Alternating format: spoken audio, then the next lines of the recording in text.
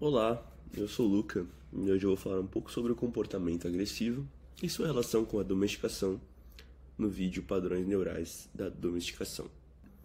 O processo de domesticação dos animais é considerado como um dos maiores experimentos biológicos feito pelos seres humanos. E hoje sabemos que os animais domésticos divergem mais de seus ancestrais do que algumas espécies e gêneros diferem entre si. Uma variabilidade tão alta ser exibida em um período de tempo tão curto é normal no curso natural da evolução, visto que a domesticação teve início há 15 mil anos atrás. Em contrapartida, diferentes espécies de animais que foram domesticadas, mesmo pertencendo a grupos sistemáticos distintos e às vezes até ordens distintas, exibem fenótipos parecidos, entre os quais destacam-se a maior fertilidade, orelhas caídas, cérebro menor, focinho mais curto e variações na cor da pelagem. Essas mudanças são promovidas pela seleção artificial, visando a domesticação dos animais, ou seja, quando há a imposição de um filtro reprodutivo para selecionar animais com comportamento domesticável. Neste vídeo vamos falar um pouco sobre como os seres humanos moldam a evolução dos animais, alterando até mesmo seus sistemas neurais e refletir sobre esse impacto no comportamento animal. Tomando como exemplo o estudo de Dmitry Belayev sobre o comportamento agressivo na domesticação de raposas cinzentas. O principal critério para definir o comportamento domesticável é a habilidade do animal em se relacionar com humanos e não ter uma resposta agressiva ou de fuga. Para verificar as implicações da domesticação, o geneticista Dmitry Belayev iniciou um experimento que perdura há mais de 70 anos, selecionando raposas criadas em fazenda de peles que não eram domesticadas. Neste experimento, cruzou as raposas com um comportamento dócil com o objetivo de obter um animal parecido com um cachorro, através de seleção pelo comportamento não agressivo. O experimento avaliou a reação das raposas de diferentes idades à abordagem de uma pessoa. Quando estas tinham por volta de 2 meses de idade, foi avaliada a reação do animal dentro de uma gaiola, quando o experimentador tentava tocar ou alimentá-lo. Os animais com reação mansa e interessada, que foram apenas 10%, foram selecionados, e os animais agressivos ou medrosos foram rejeitados. Quando os animais tinham de 4 a 5 meses, a reação do animal experimentador foi registrada com o animal livre em um recinto. Os animais mansos e que buscavam ter contato com o experimentador foram selecionados para seguir as gerações seguintes. Apesar das raposas da fazenda de pele viverem em cativeiro, estas não eram domesticadas e divergiam em seu comportamento entre as raposas, obtidas pelos sucessivos cruzamentos, pois essas últimas não tinham medo das pessoas, buscavam contato humano, respondiam aos nomes dados, lambiam pessoas conhecidas, faziam barulhos parecidos com os dos cães e balançavam os rabos. É importante ressaltar que essas raposas não foram treinadas, e sim exibiam um padrão de comportamento devido à seleção genética. E o mais chocante, mudanças gritantes foram observadas nos primeiros 10 anos de experimento. As características morfológicas que apareceram nas raposas domesticadas e que lembravam os cães foram caudas viradas para cima, padrão da pelagem com várias cores e orelhas caídas. Também foi notado que houve alteração na secreção de hormônios e que o nível de serotonina e seus metabólitos em animais dóceis era maior no hipotálamo, sendo esse um dos possíveis motivos para a diferenciação no comportamento. Porém, para entender melhor o que causou essa mudança de comportamento tão abrupta, devemos olhar para a circuitaria neural que controla o comportamento agressivo. A agressividade é controlada por um circuito neural bastante complexo, cuja base envolve a área de agressão do hipotálamo, que ativa a substância cinzenta periaquedutal, responsável pelo comportamento agressivo. A área de agressão do hipotálamo recebe muitos inputs, e muitos diversificados, provenientes do tálamo, septo lateral, neurônios sensoriais, a amígdala, área pré-óptica do hipotálamo e córtex, e é uma área modulada por diferentes neurotransmissores. Logo, temos a complexidade do sistema. A serotonina é um neurotransmissor interessante, principalmente quando falamos em agressividade, pois o sistema serotoninérgico é evolutivamente muito antigo e seus processos regulam o comportamento agressivo em lagostins, peixes, pássaros e mamíferos, como ratos, camundongos e até humanos. Logo, focando no achado de Belayev sobre a serotonina, vamos entender a influência dos núcleos da RAF sobre a área de agressão do hipotálamo. Os núcleos da RAF são responsáveis pela liberação de serotonina em diversos locais do encéfalo, inclusive na área de agressão do hipotálamo. Esses núcleos possuem duas regiões distintas que são projetadas para diferentes locais. Dependendo da região do núcleo ativada e do local de liberação de serotonina, pode haver um aumento ou diminuição do comportamento agressivo.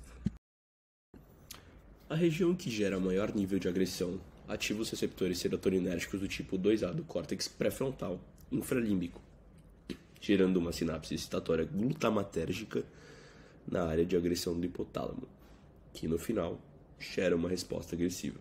Essa região também pode atuar por outra via, onde os receptores de serotonina, mais especificamente os do tipo 2A, são excitados no córtex pré-frontal orbital. O córtex pré-frontal orbital inibe o comportamento agressivo através de sinapses glutamatérgicas geradas por neurônios piramidais, que são responsáveis por ativar neurônios inibitórios da amígdala. Quando os receptores do tipo 2A são ativados, as sinapses de glutamato são inibidas, removendo a inibição do comportamento agressivo. A região dos núcleos da RAF relacionada com a diminuição do comportamento agressivo se projeta para 3 locais, liberando serotonina em receptores serotoninérgicos do tipo 1A. O primeiro é diretamente na área de agressão do hipotálamo, inibindo os neurônios que se projetam dali para a substância cinzenta periaquedutal, como fora supracitado. O segundo é no córtex pré-frontal infralímbico, inibindo as sinapses glutamatérgicas que excitam a área de agressão do hipotálamo. E por fim, e não menos importante, no córtex pré-frontal orbital, onde inibe a inibição das células piramidais, isto é, neurônios piramidais, que agora vão estar livres para realizar sinapses com a amígdala, que irá inibir a área de agressão do hipotálamo. Essas estratégias impedem a ativação da substância cinzenta periaquedutal e diminuem o comportamento agressivo. O experimento de Belayev deu um embasamento para a hipótese de que o comportamento agressivo tem relação genética e com a evolução das tecnologias e a busca por traçar um paralelo entre os genes e comportamento, surgiram novas informações sobre a agressão e sua relação com a serotonina. Um estudo sobre as proteínas envolvidas no circuito da serotonina avaliou a contribuição de fatores genéticos no comportamento agressivo e buscou responder quais genes podem ser responsáveis pelas diferenças entre animais agressivos e não agressivos. Como a atividade do gene pode mudar o comportamento e fazer um animal se mostrar mais ou menos agressivo. O estudo chegou em 4 proteínas relacionadas com o metabolismo da serotonina que influenciavam o comportamento agressivo. São elas: triptofano hidroxilase, monoamina oxidase A, enzima transportadora de serotonina e a enzima do receptor 1A de serotonina. O triptofano hidroxilase, TPH, é a enzima limitante da taxa de biossíntese da serotonina. As raposas mais amigáveis de Belayev mostraram ter maior atividade de TPH no mesencéfalo e hipotálamo em comparação com as selvagens. Essas descobertas foram interpretadas como uma indicação de aumento da atividade do sistema serotoninérgico em animais domesticados e, posteriormente, uma diminuição da atividade desse sistema em animais altamente agressivos.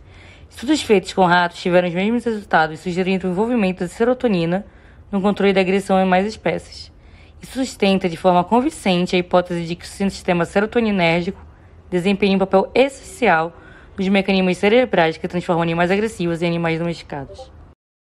Ao analisar a enzima de degradação da serotonina, a monoamina oxidase A, foi visto que ratos que não expressavam a enzima demonstraram um comportamento mais agressivo e tinham altos níveis de serotonina, porém baixos níveis de seu principal metabólito, o ácido 5-hidroxidolacético.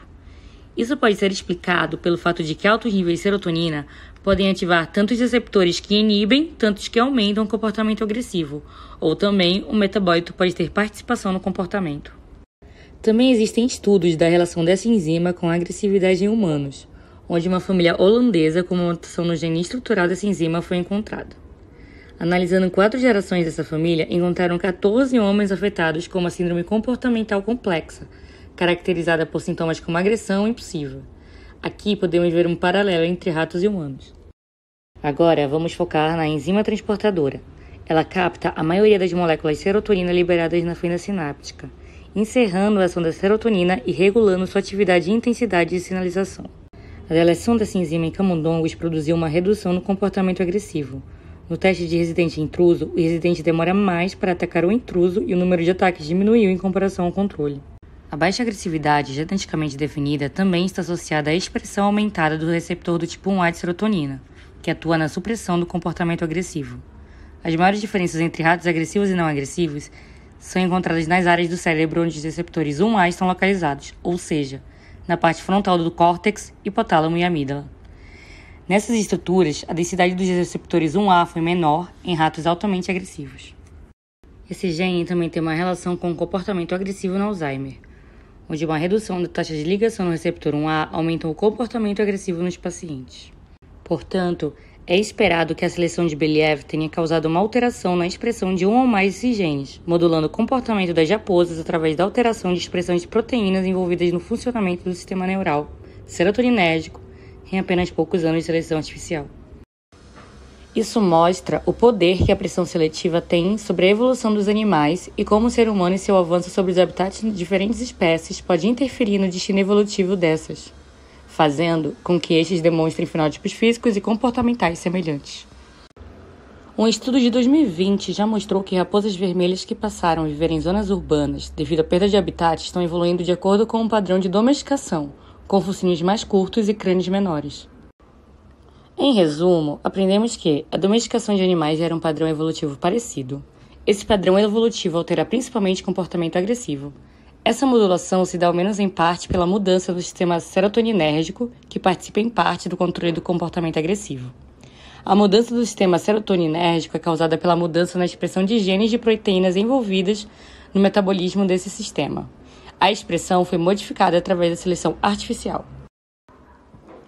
As pressões seletivas geradas pelo avanço do homem sobre habitats geram padrões evolutivos de domesticação em animais selvagens. Alguns animais domésticos, como os gatos, não seguem exatamente padrões de domesticação, por isso muitos debates sobre o tema podem surgir.